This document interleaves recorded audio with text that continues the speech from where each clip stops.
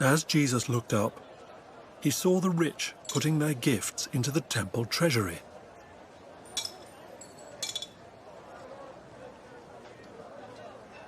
He also saw a poor widow put in 2 very small copper coins.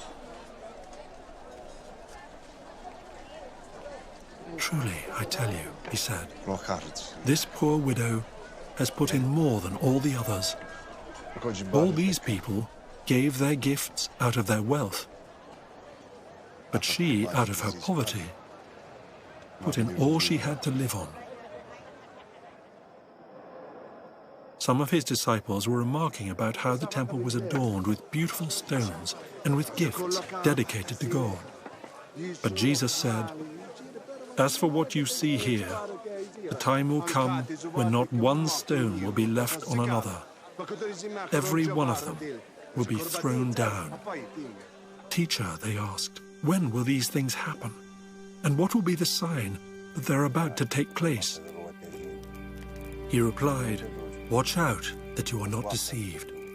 For many will come in my name, claiming, 'I am he,' and 'the time is near.' Do not follow them. When you hear of wars and uprisings, do not be frightened. These things must happen first, but the end will not come right away." Then he said to them, "Nation will rise against nation, and kingdom against kingdom. There will be great earthquakes, famines and pestilences in various places, and fearful events and great signs from heaven. But before all this, they will seize you and persecute you. They will hand you over to synagogues and put you in prison. And you will be brought before kings and governors, and all on account of my name.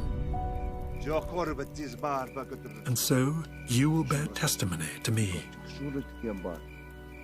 But make up your mind not to worry beforehand how you will defend yourselves.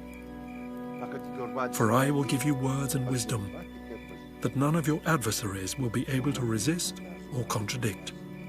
You will be betrayed, even by parents, brothers and sisters, relatives and friends, and they will put some of you to death.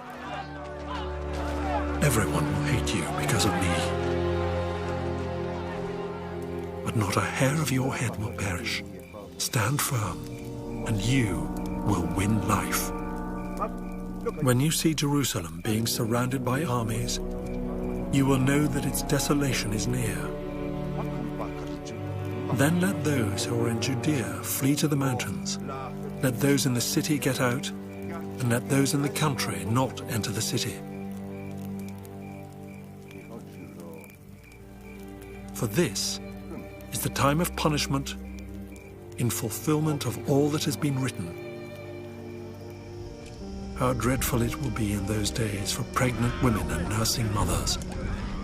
There will be great distress in the land, and wrath against this people. They will fall by the sword, and will be taken as prisoners to all the nations. Jerusalem will be trampled on by the Gentiles, until the times of the Gentiles are fulfilled. There will be signs in the sun, moon, and stars. On the earth, nations will be in anguish and perplexity at the roaring and tossing of the sea. People will faint from terror, apprehensive of what is coming on the world, for the heavenly bodies will be shaken. At that time, they will see the Son of Man coming in a cloud with power and great glory. When these things begin to take place, stand up and lift up your heads, because your redemption is drawing near.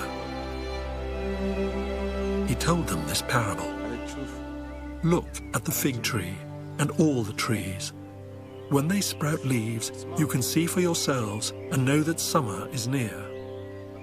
Even so, when you see these things happening, you know that the kingdom of God is near. Truly, I tell you, this generation will certainly not pass away until all these things have happened.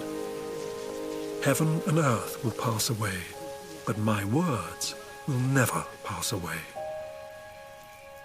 Be careful, or your hearts will be weighed down with carousing, drunkenness, and the anxieties of life, and that day will close on you suddenly like a trap.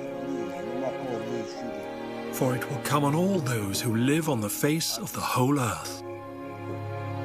Be always on the watch and pray that you may be able to escape all that is about to happen, and that you may be able to stand before the Son of Man.